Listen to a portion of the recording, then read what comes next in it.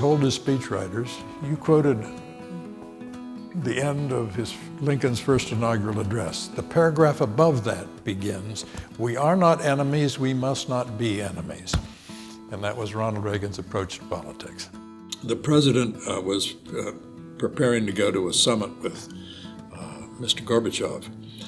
And I had been writing columns that were very skeptical of Mr. Gorbachev and very critical of the Reagan administration's policy of détente toward Gorbachev, of whom I was quite suspicious.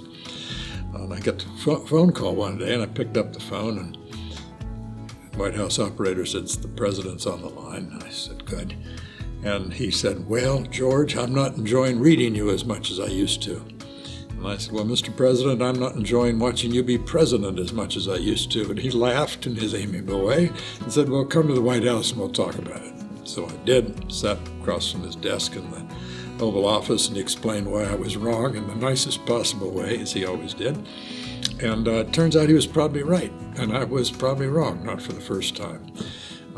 But that gives you some sense of how the man mixed humor with purposefulness. And the humor helped. But in view of the vast things that I just said, I don't know whether you know it or not, but I have a new hobby. I am collecting stories that I can actually prove are told among the Russian people.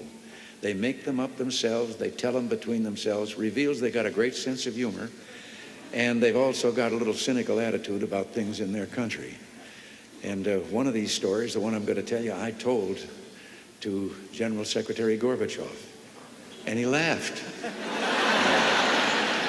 The story was an American and a Russian arguing about their two countries, and the American said, "Look, in my country, I can walk into the Oval Office, I can pound the president's desk and say, 'Mr. President, I don't like the way you're running our country.'" And the Russian said, "I can do that."